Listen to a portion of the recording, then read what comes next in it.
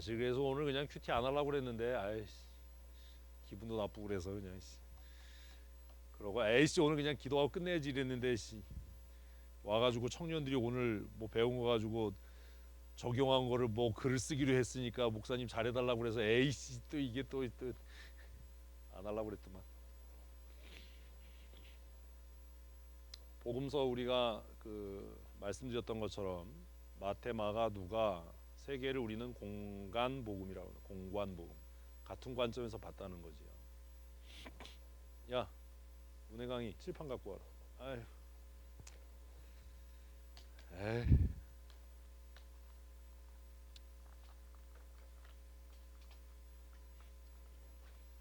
그래서 어떤 사건들이 복음서에 이렇게 기록이 될 때는 다른 복음서에서는 그것을 어떻게 다루고 있나 하는 것들을 한번 살펴보시는 게 본문을 이해하는 굉장히 좋은 방법입니다.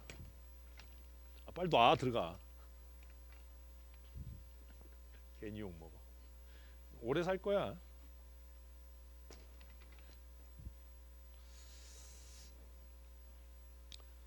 어떤 사건들은 한 복음서에 기록되기도 하고 어떤 사건들은 두 개 혹은 세 개, 네 개 복음서에 전체가 기록되는 것도 있습니다.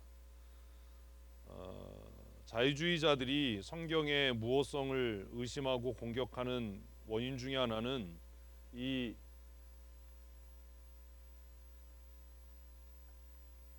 공관복음이 같은 사건을 상이하게 다루고 있다라는 것 때문입니다. 같은 사건인데 다르게 해석하고 있고 다르게 다루고 있다는 거지요. 어떤 면에서요? 순서에서요. 시간적인 배열, 내용에서요. 왜 그런 차이가 나지요? 그런 것들이 이해 안 되면 성경을 입체적으로 이해하기가 쉽지 않습니다. 비유도 그렇죠. 그래서 우리가 화요일날 지난번에 봤던 것처럼 달란트 비유하고 문화 비유가 왜 그런 차이를 보이는가? 뭐 때문에 그래요? 하나님의 나라라고 하는 것이 여러 측면을 가지고 있기 때문이에요.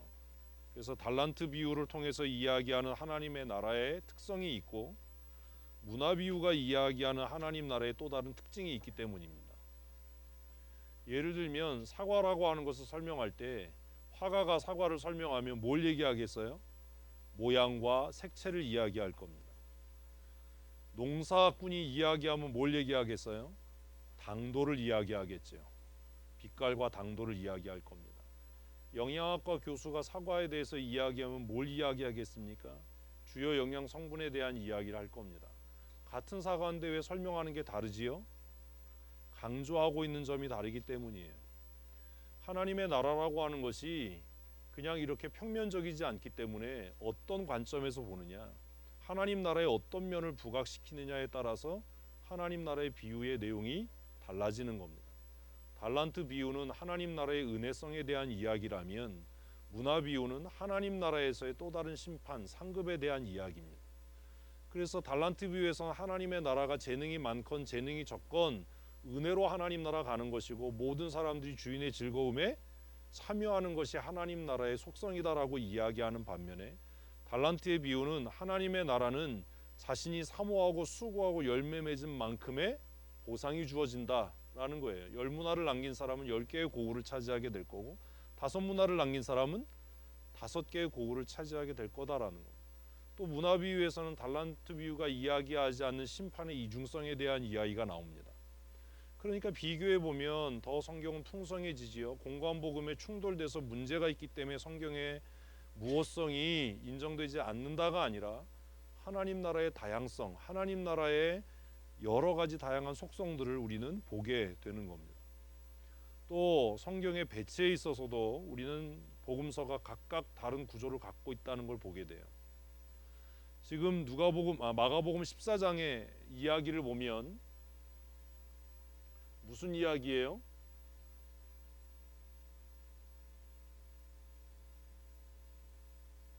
유월절 만찬이 메인 테마입니다. 메인 주제입니다. 맞지요? 그런데 이 마가복음 14장의 구조와 똑같은 이야기를 담고 있는 마태복음의 구조, 누가복음의 구조가 일치하는가 하는 부분들을 우리는 한 번쯤 살펴보아야 합니다. 관주 성경을 갖고 계신 분들은 보시면 마가복음 14장 1절에 있는 내용들이 마태복음 26장과 누가복음 22장에 기록되어져 있다는 것을 알 수 있을 겁니다. 알긴 뭘 알아.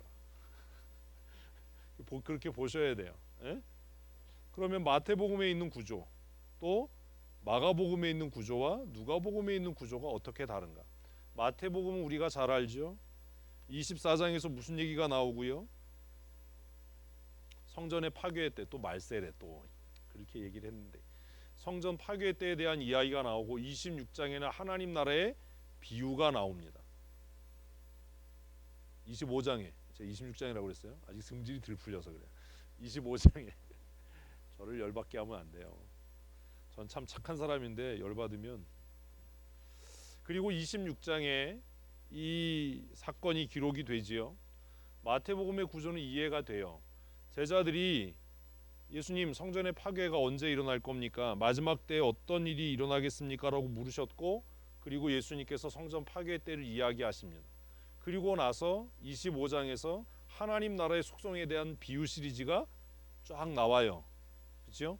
그리고 이제 모든 게 끝났으니까 26장에 하나님 나라가 이루어지기 위한 도입으로 6월절 어린 양이신 예수 그리스도에 대한 이야기가 나올 수밖에 없는 구조인 거예요. 그러면 마가복음은 왜 이런 구조를 가지고 있는가? 마가복음 13장은 도대체 무슨 얘기고 그리고 14장은 어떤 구조로 되어 있는가? 이런 것들을 좀 살펴보셔야 합니다. 청년들이 글쓰기 어렵게 하려고 지금 교란 작전을 막 하는 겁니다. 자, 14장 1절부터 9절까지가 한 단락으로 되어 있습니다. 자, 14장 1절을 먼저 읽습니다. 시작. 이틀이 지나면 유교절과 무교절이라. 자, 14장 1절 언제에 해당하는 거지요? 그죠? 언제? 때에 해당하는 겁니다. 얼마가 지나면? 이틀이 지나면. 이거 쓴 이유가 있을 거 아니에요? 뭐예요? 유월절과 무교절이라 라고 이야기해요. 그러면 예를 설명하려면 먼저 우리는 예와 예가 어떻게 다른지를 알아야죠. 다른 절기입니까? 같은 절기입니까? 과라고 되는데 어떻게 같은 절기예요? 다른 절기지. 유월절과 무교절은 다른 절기예요. 왜냐하면 유월절이라고 하는 무교절이라 이러면 같은 절기인데 유월절 과 무교절이라고 썼으면 다른 절기잖아요. 아니 한글 자꾸 우리 그렇게 하지 맙시다. 그냥 써 있는 대로 이해를 하세요. 어떻게 달라요? 유월절은 6월달에 지키는 절기고 6월절과 무교절이 어떻게 달라요? 6월절은 하루예요, 하루. 무교절은요, 기간이에요, 기간, 한 주간. 그죠? 무교절의 시작이 6월절입니다. 차이가 있어요. 이걸 알려면 어디로 가야 돼요? 출애굽기로 가야 되겠죠. 그래서 율법서를 알아야 성경이 이해가 되는 거예요. 그러면 이렇게 썼던 이유가 뭐냐면 이 절기가 다르기도 하지만 이 당시에 유대인들이 유월절과 무교절을 구분해서 지켰다는 것을 알게 되죠. 아니 글을 읽으면서 그런 정보들을 얻어야 될, 글을 읽는 건 정보를 얻기 위한 거 아닙니까? 그지요? 정말 고민하시면서 사셔야 돼요.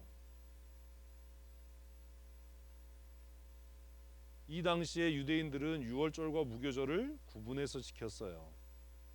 그래서 마가는 이틀이 지나면 유월절과 무교절이다라고 이야기했습니다. 왜 이틀이 지나면이란 얘기를 했을까요? 이게 언제에 해당하는 건데 왜 그랬냐 하면 유월절을 지킬 준비가 필요했다라는 것을 이야기하려고 쓴 겁니다. 이거 안 써요. 제가 말로 그냥 할 거예요. 그런 부분들을 다 여기다 쓰셔야 돼요. 언제요? 6월절 이틀 전에 있었던 이야기예요. 그럼 무슨 얘기 나오겠어요? 어떻게 6월절을 지킬 것인가? 6월절의 의미가 무엇인가? 라는 이야기가 나올 수밖에 없을 겁니다. 자, 구약에서 6월절은 어떻게 지키지요? 제일 중요한 게 뭐예요? 6월절 어떻게 지켜요? 구약에서 가족 중심으로 지켜요. 제일 중요한 건 가족이에요.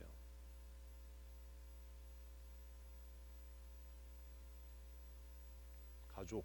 그래서 제가 이것도 설교했어요. 한번 새로운 가족이라는 제목으로.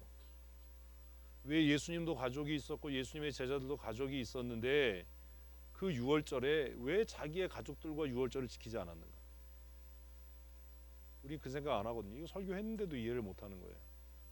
예수님이 유대의 전통을 지키기 위해서 6월절을 지켰다면 제자들에게 뭐라고 얘기해야 돼요?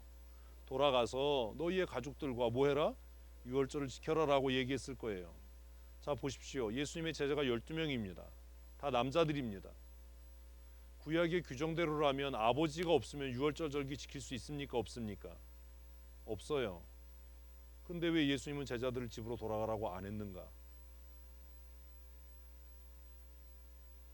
우리는 생각이 거기까지 안 미치는 거예요. 생각의 근육을 자꾸 키우셔야 돼요. 생각하셔서. 이게 쓰는 공부 그만하셔야 돼요. 사회를 건강하게 만드는 사람들은 잘 순종하는 사람이 아니라 비판적인 의식을 갖고 있는 사람들이에요. 그런 고민들을 좀 하셔야 됩니다. 왜 그랬는가? 예수님께서 제자들을 집으로 돌려보내지 않고 내가 너희와 함께 6월절 만찬을 먹겠다라고 이야기하신 것은 사실 이 6월절을 통해서 뭐가 재편되고 있는 거예요? 가족의 개념이 재편되는 거예요. 내 남편, 내 새끼만 내 가족이 아니라고요. 이거 제가 설교한 거예요. 안 듣는 거죠.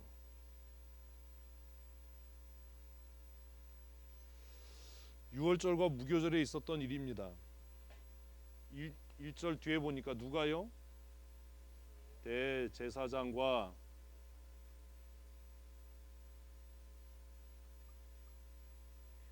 누가 대제사장과 서기관들이 의논한 내용이 나와요. 무엇을 했어요? 상의를 했어요. 이제 언제 어디서 무엇을 이걸로 하는 거예요? 뭘 했다고요? 의논을 했어요. 무슨 의논을 했어야 됩니까? 어떻게 6월절을 지켜야 할까를 의논을 해야 되는데 그들은 무슨 의논을 했어요? 어떻게 예수를 죽일까를 의논합니다. 어떻게 예수를 죽일 것인가를 이야기해요. 그리고 그 결론이 뭐예요? 명절에는 하지 말자예요. 명절에는 하지 말자. 왜요? 그것을 하나님이 원하시지 않기 때문이 아니에요. 되게 웃기잖아요.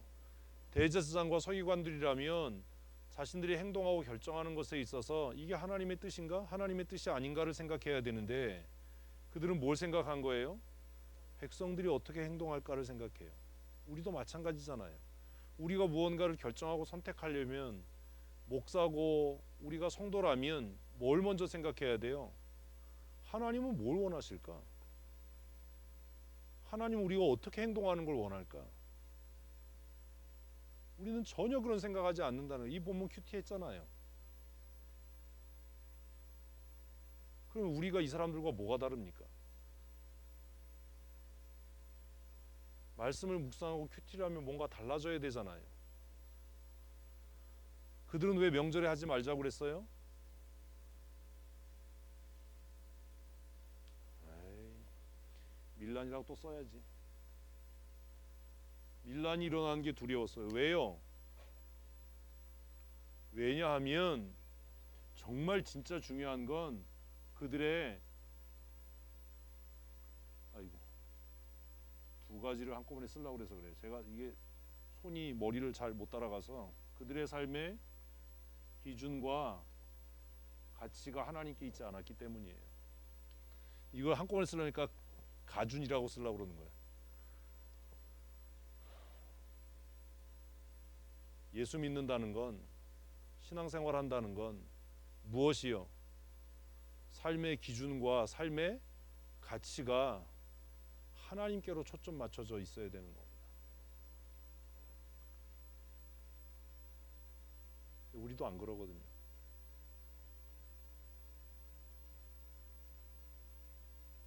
여러분의 삶의 기준은 뭡니까? 여러분의 삶의 가치는 뭡니까? 우리가 적어도 성도라면 훼손되지 말아야 될 최고의 가치가 무엇이어야 돼요? 예배여야 되는 거예요. 그것도 못하는데 그게 무슨 목사입니까? 삶의 최고의 기준, 삶의 최고의 가치가 예배여야 하지 않습니까? 다른 건 포기해도 포기할 수 없는 무슨 가치가 있어야 되는 거잖아요. 그래야 내 삶의 내가 주인인 거잖아요.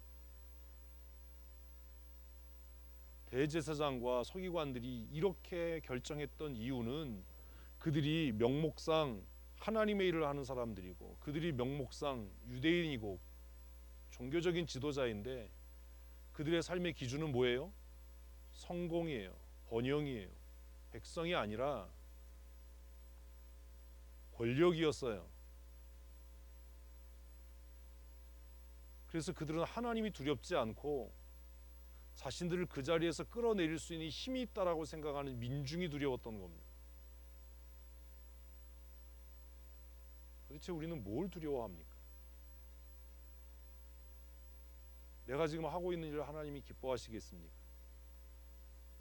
내 논리로는 그게 아무리 정당하고 옳고 할 말이 뭐 1000가지 수만 가지가 있어도 그걸 하나님이 기뻐하시겠느냐라고 하는 질문 앞에 서면 선명하고 단순해지지 않습니까? 뭐가 그렇게 복잡해요?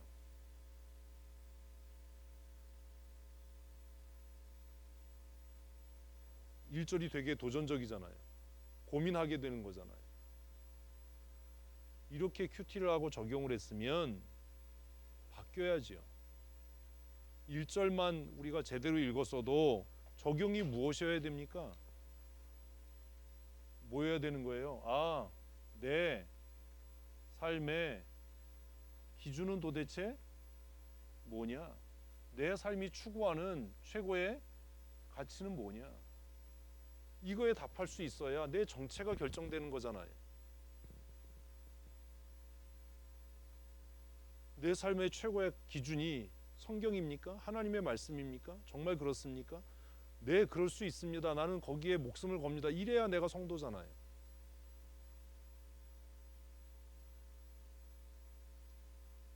예수 믿는 사람들이 정계에 재계에 진출해야 되는 이유는, 해야 하는 이유는 출세하고 성공하기 위해서가 아니에요. 세상의 가치가 하나님의 가치를 무시하려고 할 때 그것을 막고 개혁하기 위해서 세상으로 나가라는 거지, 무슨 출세하고 명예를 얻으면 그게 하나님의 영광이다, 어디서 그런 거짓말을 해요.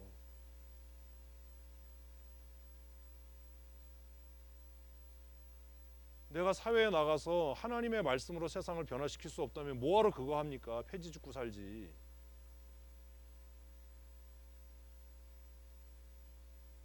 안 그래요?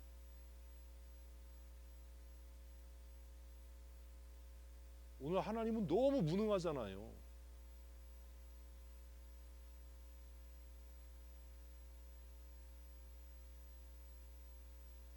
우린 그런 고민이 없는 거예요. 내 삶의 가치는 뭐냐? 내 삶의 기준은 뭐냐? 내가 성경을 다 이해할 수 없고 성경을 다 할 수는 없지만 내가 알고 있고 이해하고 있는 만큼이라도 성경이 내 삶의 기준이어야지요. 예배에 목숨을 걸어 그랬으면 걸어야지요.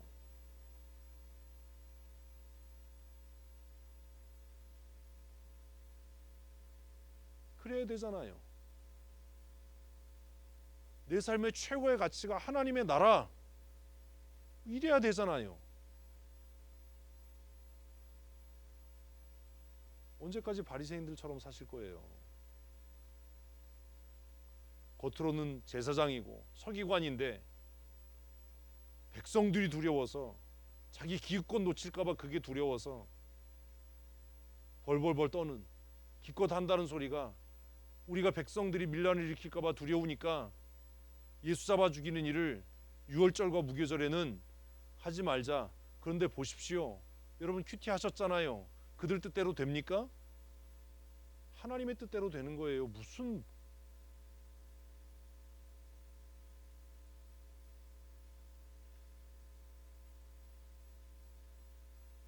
역사는 하나님의 의지대로 이루어져 갈 겁니다. 뭐가 그렇게 겁나는 게 많고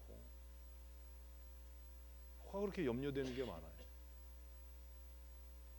그들이 이렇게 결의했어요. 우리가 6월절에 나지 말자, 명절에 나지 말자 그랬는데요.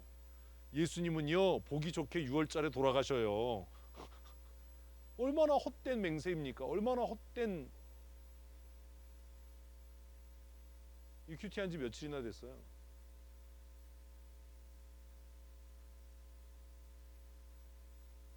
일절만 가지고도 정말 고민한 게 많잖아요. 그들은 그렇게 결의합니다.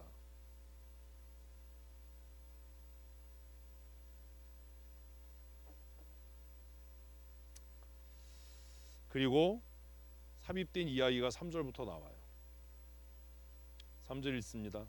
예수께서 베다니 나병 환자 시몬의 집에서 식사하실 때에 한 여자가 매우 값진 향유 곧 순전한 나드 한 옥합을 가지고 와서 그 옥합을 깨뜨려 예수의 머리에 부으니. 정말 생뚱맞은 전개죠. 지금 1절부터 몇 절까지요? 2절까지 이 이야기가 나와요. 그러면 계속 이야기는 어떻게 흘러가야 돼요? 6월절과 무교절에 일어난 일들이 이어져야 되는 겁니다. 그런데 마가는 갑자기 3절에서 뭐라고 이야기합니까? 베다니 시몬의 집인데 이 사람은 나병 환자였어요. 이거 쓴 이유가 있지요. 나병 환자 집에 계실 때 일어난 일이에요. 어떻게 나병 환자 집에서 밥을 먹지? 우리 뭐 큰일 나잖아요. 어? 지금 우리 시대에 코로나가 무서워요? 이 시대에 나병이 무서워요? 대답을 하네 비겁하게. 뭐가 더 무서워요? 무슨 뭐 아유.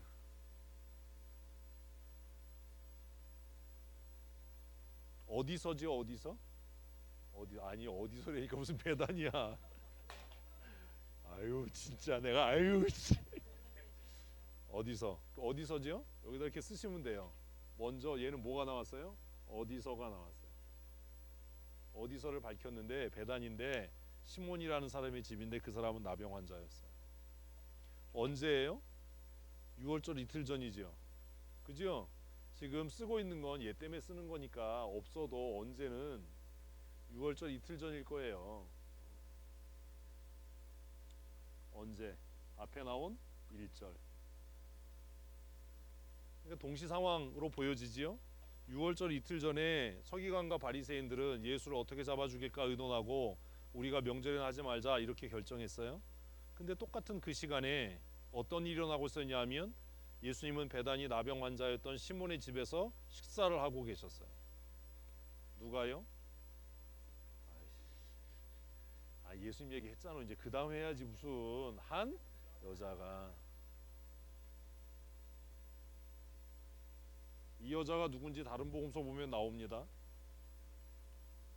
누가죠? 누가 자다가 일어나서 마가를 하는데 왜 누가라고 얘기를 하세요?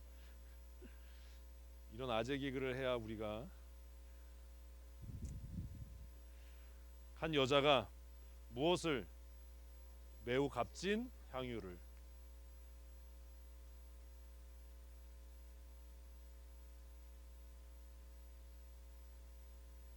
얘가 뭐가 되는 거예요? 무엇을이 되는 거예요?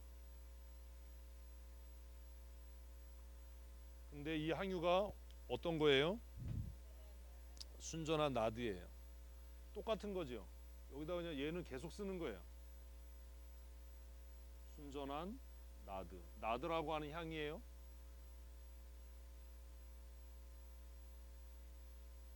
이건 양이죠.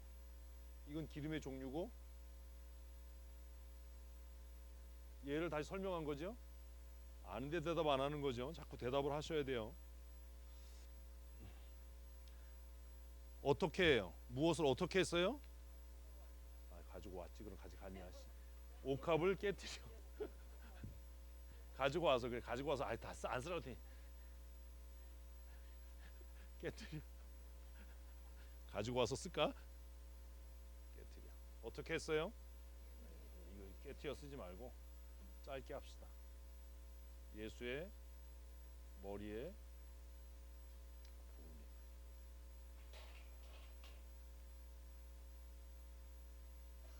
어떻게 부었어요?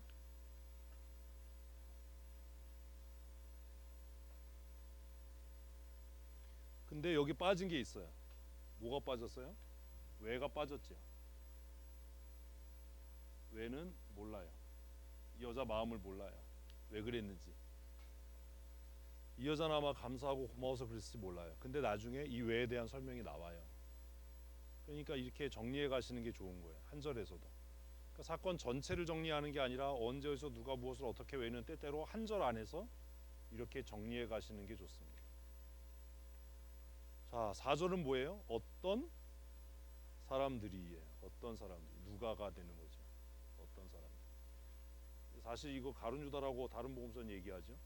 어떤 사람들이. 뭐라고 이야기합니까? 화를 내었어요. 무엇을이죠? 무엇을이 화를 내었다니까 그것도 향유예요. 3절 끝났어요. 누가 향유라고 그랬어? 고미자야? 화를 냈어요. 서로 말하되 어찌하여 향유를 허비하는가? 여기에 해당하지요? 왜 해당하는 겁니다. 왜 화냈어요? 왜 허비하느냐? 그러니까 앞에 여자는 왜 그렇게 했는지 설명이 안 나오는데 밑에 4절에 화를 내는 사람들은 왜 화를 내는지가 설명이 돼요. 비교가 되지요. 여자는 왜 했는지 기록을 안 해요. 그런데 4절에 어떤 사람들은 서로 이야기하면서 화냈는데 왜 화냈냐 하면 허비하느냐라고 말했어요. 근데 나중에 이것도 설명이 나와요. 왜 화냈는지. 허비했기 때문에 화낸 게 아닌 거지요. 다른 복음서를 보면 왜 화냈어요? 저는 도적이라 그가 돈교에 든 돈을 훔쳐냈기 때문이다. 그래서 이걸 300데나리온에 팔아서 가난한 자에게 주면 이렇게 명목적으로 얘기했지만 사실 다른 생각이 있었던 겁니다. 우리도 마찬가지예요. 겉으로는 뭐 이렇게 얘기하지만 사실 그게 전부가 아니에요. 두려운 게 뭐냐면 진짜 속마음을 하나님은 아시겠죠. 5절에 보면 왜 화냈는지 나와요. 같이 읽습니다. 이 향유를 300데나리온 이상에 팔아 가난한 자들에게 줄 수 있었겠다. 그래서 허비하느냐에 여기에 뭐가 붙는 거예요? 5절이 붙어요. 그죠? 5절이 붙는 거예요. 이렇게 정리하시면 뭐 어려울 게 없어요. 성경 보는 게.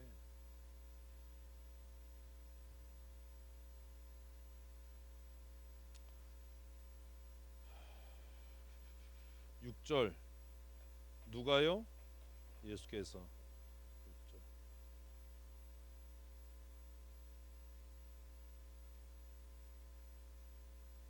얘가 뭐에 해당해요? 누가?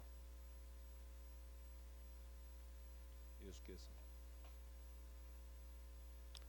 뭐라고 이야기합니까? 가만두라라고 이야기합니다. 가만두어라가 무슨 말이에요? 괴롭게 하지 말라는 거죠. 무엇에 해당하죠? 가만두어라. 얘기하지 마라. 어찌하여 너희가 그를 괴롭게 하느냐? 그래서 가만두어라가 어찌하여 너희가 그를 괴롭게 하느냐와 같은 거예요. 같이 쓰시면 돼요. 가만두라.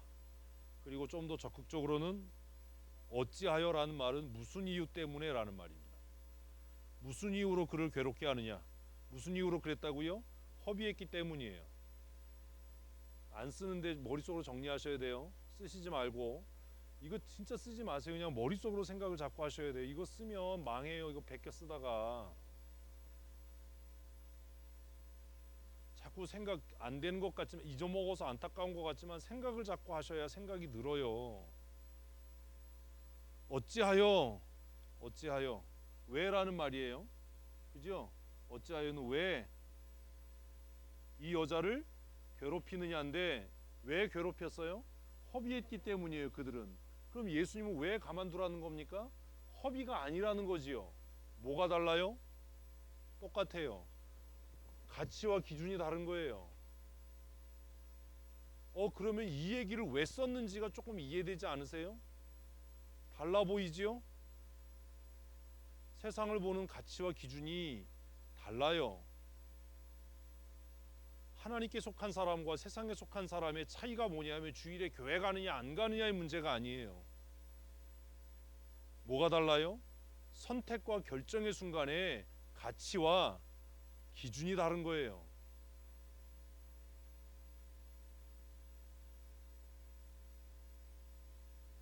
그 차이예요. 이 안에서도 그런 겁니다. 왜 화를 냈어요? 허비한다고 생각한 거예요. 왜? 기준이 다르고 가치가 다르니까요. 예수님이 이 여자 왜 괴롭히지 말라는 거예요? 그 여자가 하는 일이 허비가 아니라는 거예요. 왜 그렇게 생각해요? 가치와 기준이 다르잖아요. 제가 생각해 봤어요. 이번 사태를 겪으면서 나 같으면 어떡할까? 나 같으면 어떡할까? 내가 의심 증상이 있다면 어떻게 할까? 내가 만약에 감염됐다면 어떻게 할까?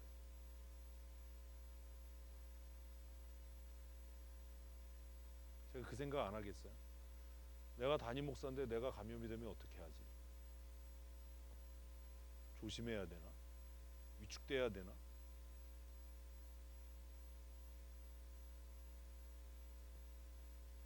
여러분들이 볼 땐 저는 아무 생각도 없고 고민도 없는 사람 같으세요?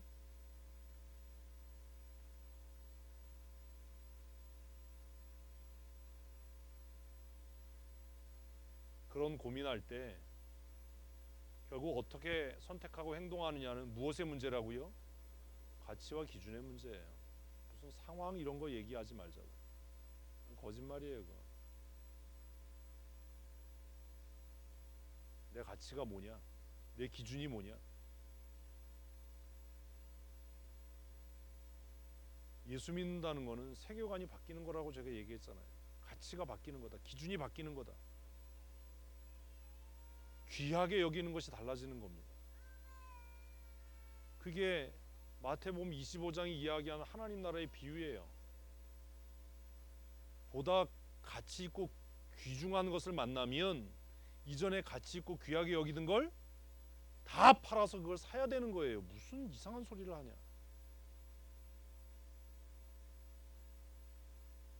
전 재산 팔아서 사는 겁니다. 주일학교 애들하고 무슨 뭐 천국 끝마치 아이고 야씨 그 입이 부끄럽지 않니? 그럼 또 그렇게 생각하죠. 뭐 이런 때 뭐 한 주 교회 안 나간다고 천국에 못 가나?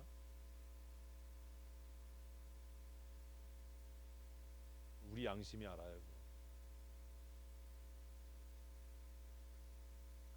예수님은 이 여자를 괴롭히지 말래요. 가만히 두어라. 괴롭게 하지 마라. 뭐라고 이야기합니까? 그가 내게 좋은 일을 하였다. 으아. 어떤 사람들은 뭐라고 얘기해? 왜죠? 이게 왜 해당하는 거지요? 그녀가 내게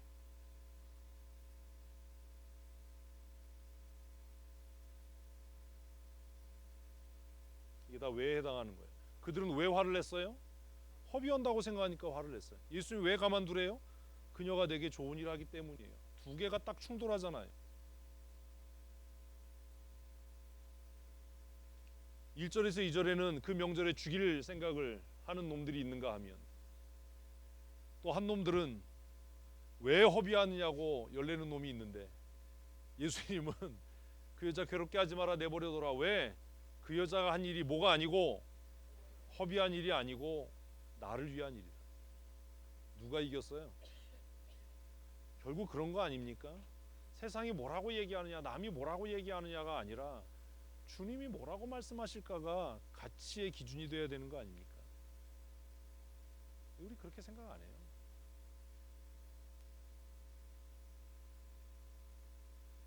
양보하고 포기해야 될 게 있는가 하면 끝까지 지켜내야 하는 게 있는 거예요. 제가 예배당 옮기면서 그 얘기했잖아요. 새벽기도 잠시 동안 안 한다. 주변 사람들 불편할 테니까. 그건 뭐 할 수 있어요?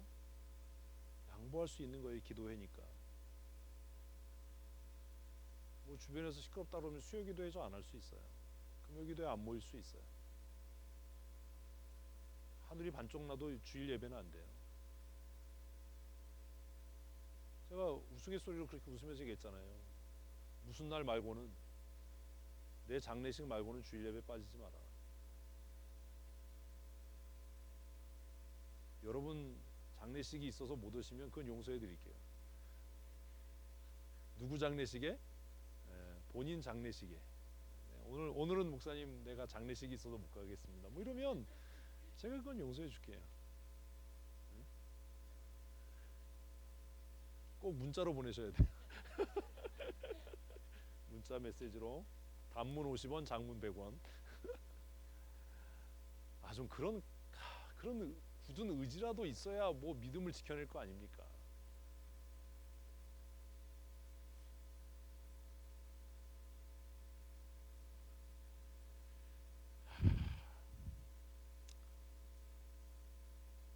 예수님께서 7절은 설명이에요. 같이 읽습니다. 가난한 자들은 항상 너희와 함께 있으리니 아무 때라도 원하는 대로 도울 수 있거니와 나는 너희와 항상 함께 있지 아니하리라. 이 이야기는 무슨 얘기냐 하면 그냥 문자대로 해석하면 그런 거죠. 야, 가난한 사람도 언제든지 구제할 수 있어. 근데 이 일은 지금 아니면 의미가 없어라는 말이에요. 근데 얘를 조금 더 독하게 해석하면 무슨 얘기인지 아세요? 평소에도 안 하던 것들이 왜 이 일에 구제하겠다고 나서냐라는 말이에요. 더 독하게 얘기하면 뭔지 아세요? 구제는 쉽게 네 거 팔아서 하는 거야.